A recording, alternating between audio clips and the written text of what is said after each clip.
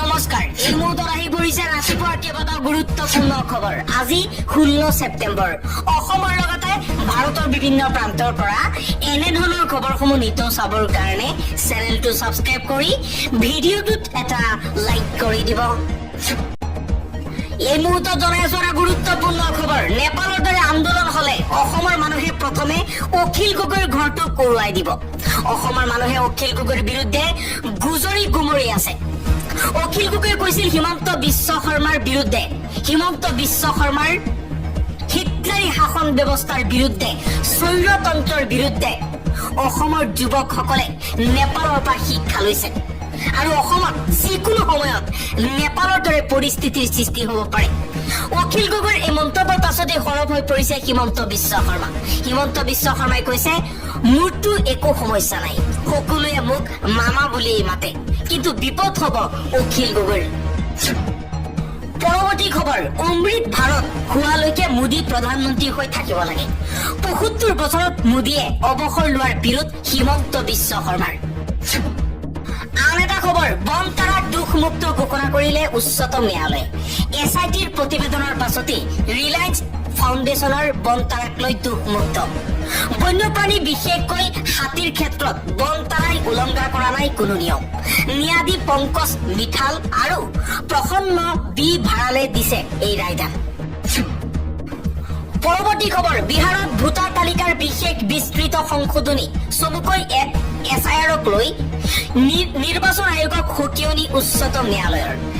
SIRত বিসংগতি ধৰা পৰিলে বাতিল কৰা হ'ব সমগ্ৰ প্ৰক্ৰিয়া। সোমবাৰে শুনানিত ন্যায়াধীশ সূৰ্যকান্ত, ন্যায়াধীশ জয় মাল্য বাগচীৰ বিচাৰপীঠৰ এই মন্তব্য। SIR সন্দৰ্ভত কোনো টুকুৰা নিৰ্দেশৰ সলনি চূড়ান্ত ৰায় দিব বুলিও মন্তব্য কৰিছে বিচাৰপীঠে। উক্ত ৰায় সমগ্ৰ ভাৰতবৰ্ষত হোৱা SIRৰ ক্ষেত্ৰত প্ৰযোজ্য হ'ব। যদি SIRত কিবা বিসংগতি হয় তেতিয়াহ'লে বাতিল কৰিব সমগ্ৰ প্ৰক্ৰিয়া। নিৰ্বাচন আয়োগক এই সকিয়নি উচ্চতম ন্যায়ালয়ৰ। আন এটা খবৰ, ACS বিষয়া নুপুৰ বৰাক গ্ৰেপ্তাৰ। দিনজোৰা জেৰাৰ অন্তত গ্ৰেপ্তাৰ কৰিছে CM ভিজিলেন্সে। ACS বিষয়াগৰাকীৰ গোটানগৰৰ বাসগৃহৰ পৰা CM ভিজিলেন্সৰ দলে জব্দ কৰিছিল 1,70,00,000 টকা। আই বহিৰ্ভূতৰ বাবে নুপুৰ বৰাই এই টকাখিনি নিজৰ ঘৰৰ ভিতৰত জমা কৰি ৰাখিছিল। আন এটা খবৰ, হিমন্ত বিশ্ব শৰ্মা থকালৈকে হিন্দু বাঙালীৰ দায়িত্ব বিজেপিৰ। বিজেপি শাসনলৈ আহিলেই VGR PGRত বসবাস কৰা ভূমিহীন লোকক দিব ভূমি। প্ৰতিগৰাকী ভূমিহীন লোকে লাভ কৰিব মাটিৰ পট্টা। মন্ত্ৰী জয়ন্ত মল্ল বৰুৱাই এই ডাঙৰ মন্তব্য কৰিছে। হিন্দু বাঙালীসকলক লৈ মন্তব্য কৰিছে জয়ন্ত মল্ল বৰুৱাই। জয়ন্ত মল্ল বৰুৱাই কৈছে, হিমন্ত বিশ্ব শৰ্মা থকালৈকে হিন্দু বাঙালীৰ দায়িত্ব বিজেপিৰ। BTRত কোনো হিন্দু বাঙালীক ডি ভোটাৰৰ নামত অন্যায় কৰিব নোৱাৰিব। পৰৱৰ্তী খবৰ, উচ্চতম ন্যায়ালয়ত মুছলমান পক্ষৰ বৃহৎ জয়।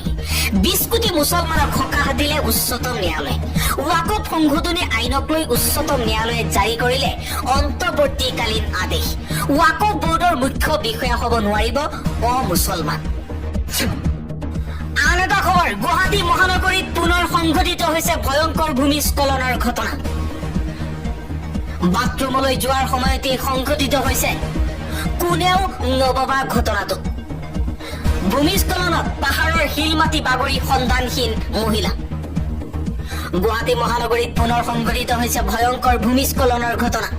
যোৱা জুন মাহত মহানগৰীৰ ৰূপনগৰত সংঘটিত হোৱা ভূমিস্খলনত এজন লোকে প্ৰাণ হেৰুওৱাৰ পিছত একেটা অঞ্চলতেই ভূমিস্খলনত সন্ধানহীন হৈছে এগৰাকী মহিলা।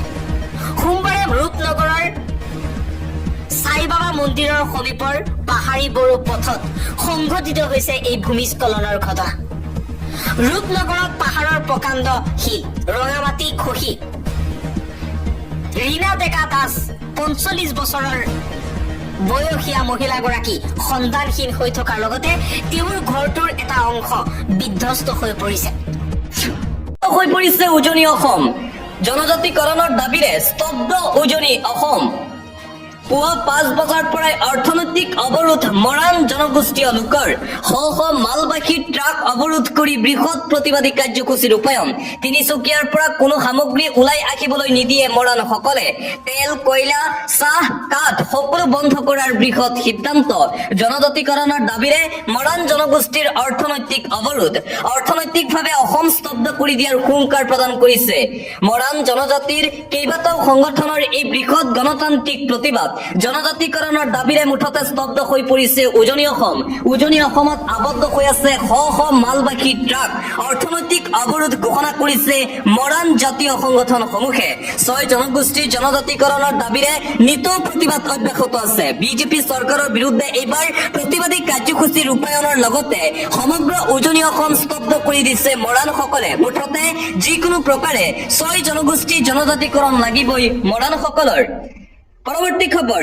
26ত উফৰাই দিয়া হ'ব বিজেপি চৰকাৰ জনজাতিকৰণৰ দাবীৰে আনফালে টাই অসম ছাত্ৰ সন্থাৰো তীব্ৰ প্ৰতিবাদী কাৰ্যসূচী দেখিবলৈ পোৱা গৈছে জনজাতিকৰণৰ দাবীৰে উত্তপ্ত হৈ আছে উজনি অসম জনজাতিকৰণৰ দাবীত টাই অসম ছাত্ৰ সন্থাৰ তীব্ৰ প্ৰতিবাদী কাৰ্যসূচী জনজাতিকৰণ নিদিলে বিজেপি চৰকাৰ উফৰাই দিয়াৰ হুংকাৰ লখিমপুৰত গাঁৱে গাঁৱে সজাগতা টাই অসম ছাত্ৰ সন্থাৰ বিজেপিৰ বিৰুদ্ধে লখিমপুৰত একত্ৰিত খিলঞ্জীয়া অসমসকল 26ৰ পূৰ্বে জনজাতিকৰণ দাবী অসমসকলৰ জনজাতিকৰণৰ দাবীৰে উত্তপ্ত হৈ আছে উজনি অসম জনজাতিকৰণৰ দাবীত টাই অসম ছাত্ৰ সন্থা মৰাণ জনগোষ্ঠীয় লোকৰ তীব্ৰ প্ৰতিবাদী কাৰ্যসূচী আনকি 6 জনগোষ্ঠীৰ জনজাতিকৰণ নিদিয়াৰ বাবে ভাৰতীয় জনতা পাৰ্টীক বৰ্জন আৰু খিলঞ্জীয়া এলেকাত প্ৰৱেশৰ নিষেধ কৰিছিল প্ৰতিবাদকাৰী ৰাইজে আৰু আনপিনে প্ৰতিবাদকাৰী ৰাইজে বিজেপিক নিষিদ্ধ কৰাৰ পিছতে মুখ্যমন্ত্ৰী হিমন্ত বিশ্ব শৰ্মাৰ ফালৰ পৰা প্ৰতিক্ৰিয়া প্ৰকাশ কৰা হৈছে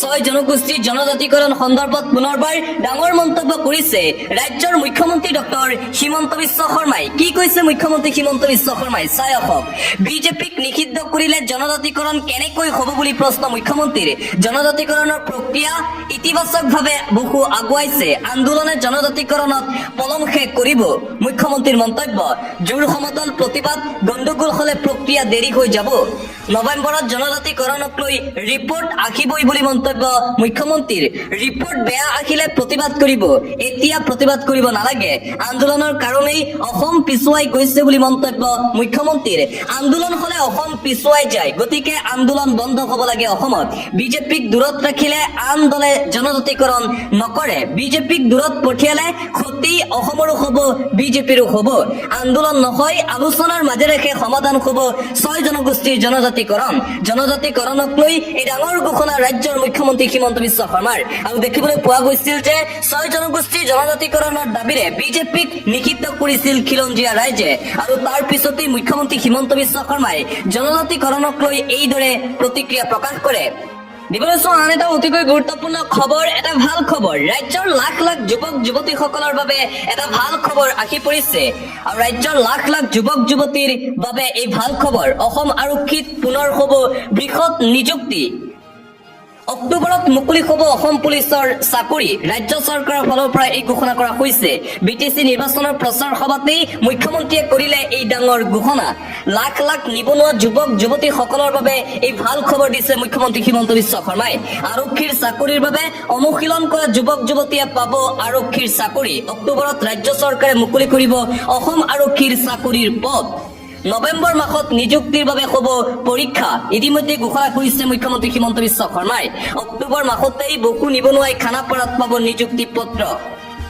দিবলৈ চোৱা এটা জৰুৰী খবৰ উজনি অসমবাসীলৈ সাৱধান খবৰ নিদিয়াকৈ নিপকুৱে এৰিছে পানী ধনশিৰি দয়াং গেলাবিলৰ সংসাৰী ৰূপ সাৱধান হৈ পৰক উজনি অসমবাসীলৈ সাৱধানবাণী জাৰি কৰা হৈছে এলাৰ্ট জাৰি খবৰ নিদিয়াকৈ নিপকুৱে এৰি দিছে পানী যাৰ ফলত প্ৰলয়নকাৰী বানৰ আশংকা কৰা হৈছে ধনশিৰি দয়াং গেলাবিলৰ সংসাৰী ৰূপ দেখিবলৈ পোৱা গৈছে খুৰা বৃদ্ধি পাইছে ধনশিৰি আৰু দয়াং গেলাবিলৰ পানী যিকোনো মুহূৰ্তত জলমগ্ন হ'ব পাৰে উজনি অসমৰ কেইবাটাও প্ৰান্ত জৰুৰীকালীন পৰিস্থিতিৰ বাবে মুকলি কৰা হৈছে হেল্পলাইন নম্বৰ উজনি অসমত ভয়াৱহ বান পৰিস্থিতিৰ সৃষ্টি হৈছে। সকলোকে সাৱধান সতৰ্ক হৈ থাকিবলৈ আহ্বান। গোলাঘাট জিলা প্ৰশাসনৰ ফালৰ পৰা মুকলি কৰা হৈছে হেল্পলাইন নম্বৰ 0377428382 নম্বৰত কৰক যোগাযোগ।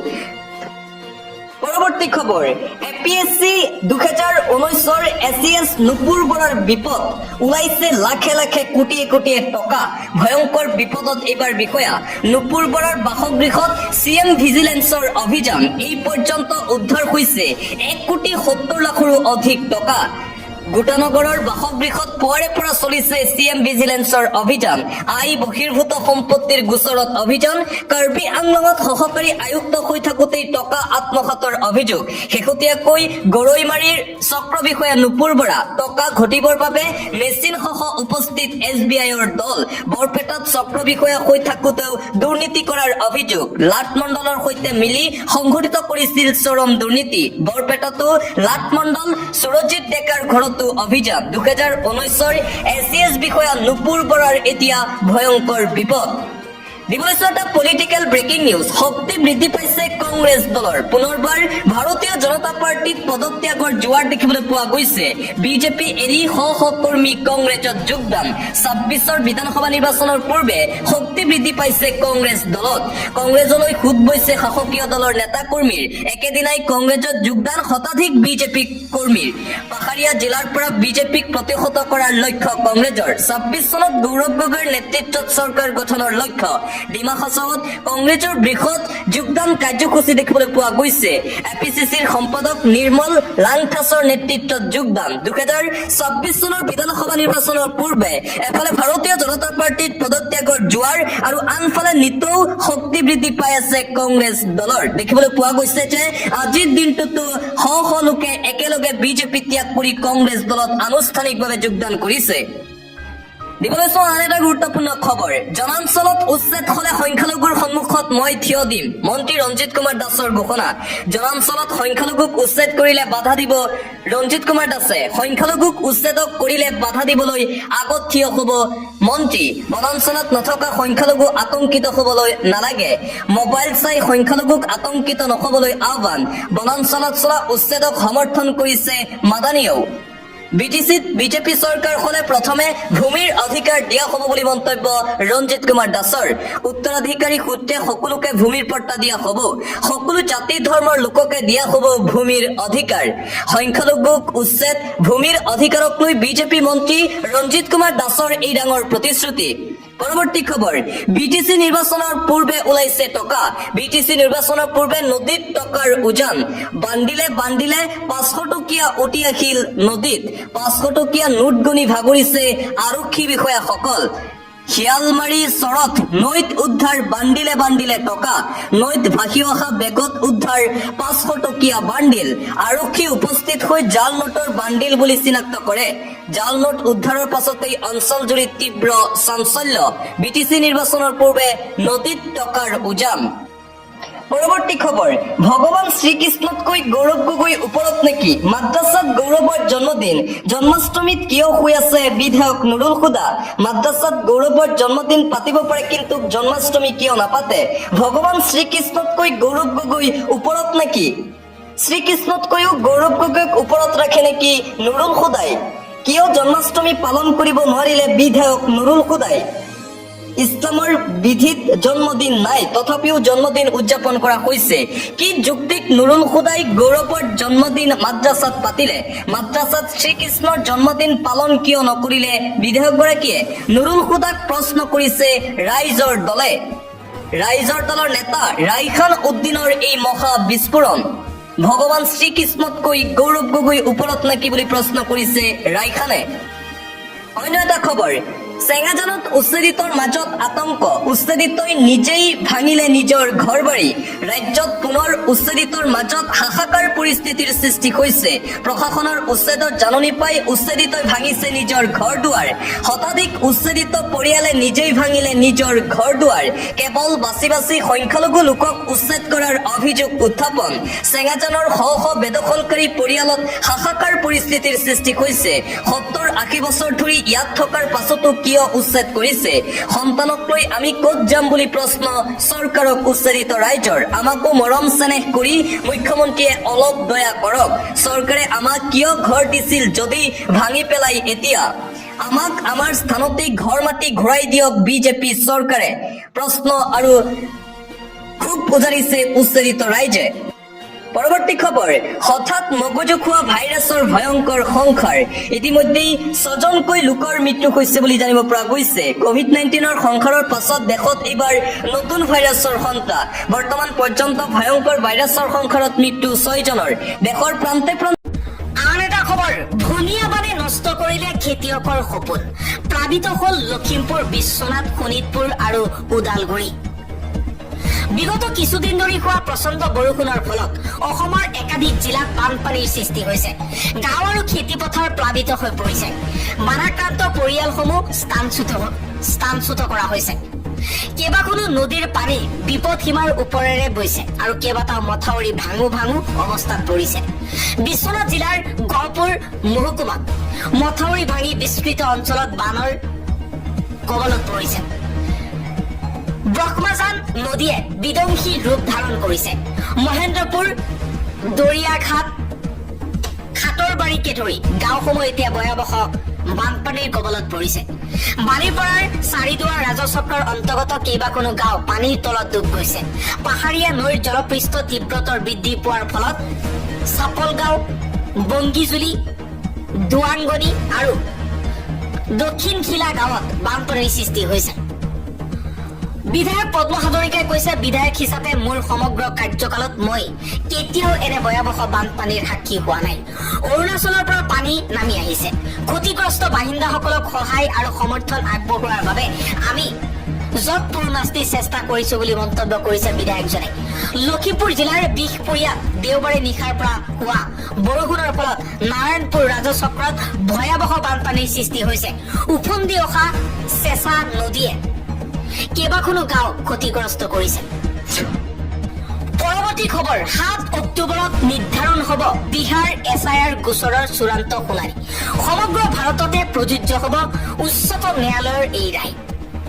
বিহাৰ ভোটাৰ তালিকাৰ বিশেষ নিবিড় পুনৰীক্ষণ চমুকৈ SIRৰ বৈধতা সন্দৰ্ভত অহা 7 অক্টোবৰত চূড়ান্ত শুনানি অনুষ্ঠিত হ'ব বুলি ঘোষণা কৰিছে উচ্চতম ন্যায়ালয়ে। ন্যায়াধীশ সূৰ্যকান্ত আৰু ন্যায়াধীশ জয়মূল্য বাগচীৰ নেতৃত্বত গঠিত বিচাৰপীঠে স্পষ্টকৈ কৈছে যে এই শুনানিৰ পাছত প্ৰদান কৰা ৰায় সমগ্ৰ ভাৰতবৰ্ষতে প্ৰযোজ্য হ'ব।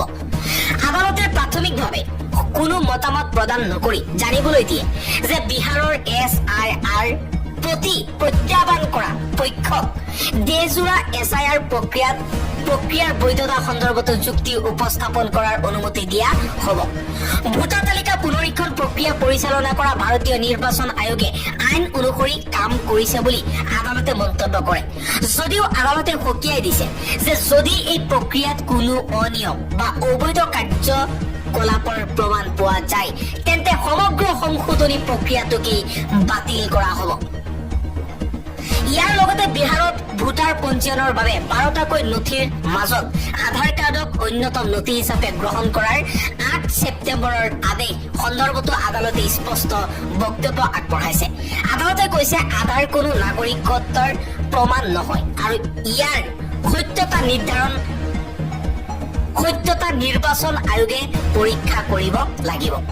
এই সিদ্ধান্ত সমগ্ৰ দেশৰ বাবে গুৰুত্বপূৰ্ণ হ'ব বুলি বিশেষজ্ঞসকলে মত পোষণ কৰিছে। বিশেষকৈ অসমৰ দৰে ৰাজ্যৰ ক্ষেত্ৰত য'ত 2026 চনৰ এপ্ৰিল মাহত অনুষ্ঠিত হ'ব। নিৰ্বাচন আয়োগে দেশজুৰি SIR কাৰ্যসূচী ৰূপায়ণৰ পৰিকল্পনা কৰিছে যদিও অসমত নিৰ্বাচনৰ পূৰ্বে নিৰ্দিষ্ট সংশোধনী কৰা হ'ব নে নহয় সেয়া এতিয়াও নিশ্চিত কৰা হোৱা নাই। অৱশ্যে নিৰ্বাচন আয়োগে ৰাজ্যসমূহক ভোটাৰ তালিকা নৱীকৰণৰ বাবে প্ৰস্তুতি চলাবলৈ নিৰ্দেশনা দিছে আৰু কেইখনমান ৰাজ্যত ইতিমধ্যে এই প্ৰক্ৰিয়া আৰম্ভ হৈছে। আন এটা খবৰ, মৰাণ জনগোষ্ঠীৰ জনজাতিকৰণৰ দাবীত অনিৰ্দিষ্টকালীন অৰ্থনৈতিক অৱৰোধ। জনজাতিকৰণ আৰু 6ষ্ঠ অনুসূচীভুক্ত স্বায়ত্ত শাসনৰ দাবীত মৰাণ জনগোষ্ঠীয়ে পুৱা 5 বজাৰ পৰা আৰম্ভ কৰিছে অনিৰ্দিষ্টকালীন অৰ্থনৈতিক অৱৰোধ। সদৌ মৰাণ ছাত্ৰ সন্থাৰ লগতে কেইবাটাও সংগঠনৰ যৌথ উদ্যোগত তিনিচুকীয়া জিলাৰ তালাপ, কাকপথাৰ, মাৰ্ঘেৰিটা আৰু তিনিচুকীয়াত ইতিমধ্যে ধাৰাবাহিক সমদল উলিওৱাৰ পাছত এই অৱৰোধ কাৰ্যসূচী ঘোষণা কৰিছে। অৱৰোধৰ ফলত জিলাখনৰ পৰা তেল, কয়লা, চাহ, কাঠ আদি জৰুৰী সম্পদৰ ৰপ্তানি সম্পূৰ্ণভাৱে স্থগিত হৈ পৰিছে। পৰৱৰ্তী খবৰ, সাংসদ ৰকিবুল হুছেইনৰ বিৰুদ্ধে ক্ষোভ। কংগ্ৰেছ নেত্ৰী শাবানা আখতাৰৰ AIUDFত যোগদান। ধুবুৰীত কংগ্ৰেছত খোখনীয়া। বিধানসভা নিৰ্বাচনক কেন্দ্ৰ কৰি কংগ্ৰেছ দলে নিজৰ ভেটি শক্তিশালী কৰিবৰ বাবে তৎপৰ হোৱাৰ সময়তেই বিলাসীপাৰাৰ কংগ্ৰেছ নেত্ৰী শাবানা আখতাৰে আনুষ্ঠানিকভাৱে দল ত্যাগ কৰাৰ বিষয়টো ৰাজনৈতিক মহলত ব্যাপক চৰ্চা লাভ কৰিছে। সোমবাৰে ধুবুৰীত AIUDF দলৰ উদ্যোগত আয়োজন কৰা এখন দলীয় কৰ্মী সভাত ধুবুৰী বিধানসভা সমষ্টিৰ বিধায়ক নজৰুল হকৰ সভাপতিত্বত অনুষ্ঠিত হোৱা এখন সভাত ধুবুৰী জিলাৰ 3গৰাকী দলীয় বিধায়ক ক্ৰমে হাফিজ বছিৰ আহমেদ কাছিমি, বিধায়ক ৰিজানুৰ ৰহমান আৰু বিধায়ক শামছুল হুদাৰ উপস্থিতিত ধুবুৰীত কংগ্ৰেছ নেত্ৰী শাবানা আখতাৰে আনুষ্ঠানিকভাৱে